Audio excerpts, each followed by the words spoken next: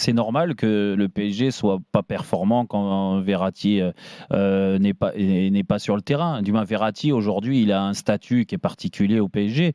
C'est que ça fait déjà plus de 10 ans qu'il est là. Il a toujours prolongé, encore au mois de décembre. Donc, il fait partie de l'avenir du PSG.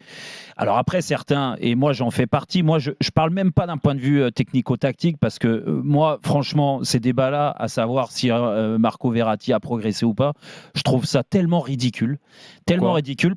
Parce que Verratti, pourtant, c'est la réalité. Non, mais vous me faites rire, vous tous, à dire il n'a pas progressé. Mais Verratti, c'est la réalité, non? Mais comment? Il est dans un profil, tu connais le style Verratti. Tu vas me dire qu'il a progressé depuis son arrivée. Mais en quoi il doit progresser, Verratti? Est-ce que Verratti, quand tu l'as pris, tu l'as pris pour marquer des buts? Je suis même persuadé que la presse est responsable aussi d'une partie de choses. Réponds à ça. Parce qu'à chaque fois, ils te disent il y a un Paris Saint-Germain avec un Paris Saint-Germain sans Verratti, alors qu'il joue un match sur deux. D'accord. Et depuis qu'il joue au Paris Saint-Germain, il n'a pas progressé. Non, mais je parle pas de ça.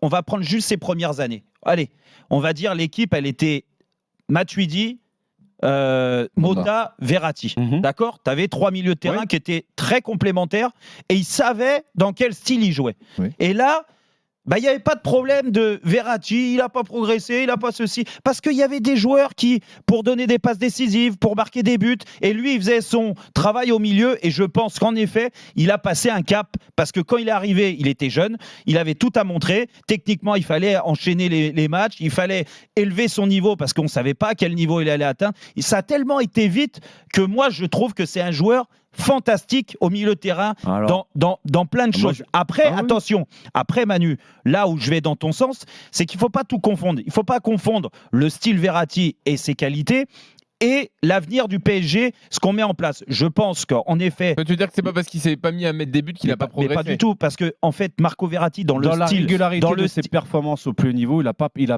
progressé. Mais en fait, je vais te dire un truc. Il y a deux Verratti. Il y a deux Verratti. Il y a le Verratti avec la Squadra Azzurra et le Verratti avec le Paris Saint-Germain. D'accord, ouais. Et là, je rejoins l'auditeur. Avec la Squadra Azzurra, il sait qu'il est en concurrence dans ce poste-là. Et donc, il fait des choses différentes. Il est peut-être mieux entouré. Oui, aussi. Là, on en revient aux problématiques du mercato, quoi. Mais ça, c'est pas sa responsabilité. Mais quelque part, ça fait combien? 10 ans qu'il est au club. Citez-moi justement la position de Verratti depuis son arrivée. Alors moi j'ai eu la chance de jouer avec lui quand il est arrivé. Voilà, donc moi je vous le dis, après tout le monde ne va pas être d'accord, mais c'est un top joueur de football. On est d'accord dans ses qualités, mais techniquement sortir les ballons. Alors je vais avoir des exemples, mais sortir les ballons sous pression, c'est un très bon joueur. On l'a vu contre le Bayern. C'est ce que je veux dire, c'est un mauvais exemple. C'est pour ça que j'ai commencé. Mais en disant ça va pas arriver souvent. D'ailleurs, à chaque fois, il tombe, il regarde l'arbitre comme s'il y avait une faute. Depuis que Thiago est parti, pour moi, ça n'a pas été remplacé. L'association était très bien et Blaise complétait ça à merveille. Parce que c'est celui qui se projetait, il mettait l'intensité. Et Marco faisait le lien avec Thiago Motta. C'était magnifique leur entente. En plus, ils jouent en sélection ensemble, etc.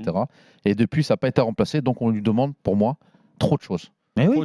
On lui demande de sortir les ballons. Déjà, ce qu'on lui demande de faire en fonction de ses qualités, qu'il le fasse bien et de façon régulière à chaque match. Mais c'est quoi que tu lui demandes? C'est quoi? Non, mais Mathieu, regarde. De diriger un tempo, de celui justement qui puisse garder le ballon. À quel point tu le mets? Celui qui apprend de aujourd'hui, moi, contre le Bayern, je l'ai pas vu. Aujourd'hui, par exemple, tu le mets sous pression, il tremblait le mec. Et d'accord, mais tu vas pas dire que la défaite du Bayern, c'est Marco Verratti. Mais non, je suis pas en train de te dire ça. N'extrapolez pas mes propos. Mais Manu, tu parles que je connais bien en plus. Exactement. Mais t'étais un joueur différent de Marco Verratti. Moi, je suis un des rares il y a quelques années à avoir dit qu'il ne progressait pas. Tu parlais de la Squadra, Manu, d'accord? Quand ils sont en bonne période, c'est quand ils gagnent l'Euro. Ils ne jouent pas Sentinelle. Ils jouent 8, on est d'accord? Comme avec Mota et Matuidi. Et c'est là où il est performant. Sauf qu'au PSG, on lui demande de faire les sorties de balle. Excuse, que ça fait 10 ans qu'il est au club. Mais écoute, on lui demande de faire les sorties de balle, de venir entre les défenseurs. Après, on lui demande de faire une passe. C'est pas un joueur décisif. Je sais pas ce que je vous demande, moi. Il veut pas marquer de but. C'est pas ce que je vous demande. Des fois, quand on entend les gens dire, de ses qualités, oui, mais je Marco, demande il a pas progressé parce qu'il marque pas de but. Non, mais en fait, c'est pas ça. Mais les gars, c'est pas ce que je vous dis, moi. Alors, sur quel point tu l'attendais qu'il progresse? C'est ce que je suis en train de te dire. Vas-y, dis-moi. C'est un des rares joueurs sur la planète football à l'heure actuelle qui est capable justement de conserver le ballon, de faire un tempo, que ça soit dans la conservation de balle, mais également dans cette faculté de voir vite et de casser des lignes sur une passe. Je lui demande déjà ça, d'exceller à chaque match et d'avoir une régularité. C'est pas le cas. Déjà. Tu veux plutôt qu'il soit régulier plutôt qu'il progresse. Mais oui, dans la régularité, mais dans ses performances au haut niveau. Et il en a fait en début de saison, justement, sur certains matchs de Champions League ou dans certains matchs où je me suis dit, tiens, il y a une régularité. Peut-être qu'il est en train de changer, peut-être qu'il a pris conscience justement que son talent devait être au même niveau que son exigence. Et là, c'est pas vrai. C'est pas une progression, Manu, ça. Mais la régularité, c'est pas la progression. Ça fait 10 ans qu'il est au club, je l'ai jamais vu. Mais parce que toi, donc à un moment donné, s'il peut progresser là-dedans, je me dis, non, là, t'as plus le temps de poser une question. Mais non, mais parce que, mais non, on est d'accord pour dire qu'il a de super qualités. Ce que je réponds, c'est que les gens qui me disent, et il y en a beaucoup, il n'y a pas que RMC, il y en a beaucoup qui disent, oh mais Marco Verratti, il n'a pas progressé.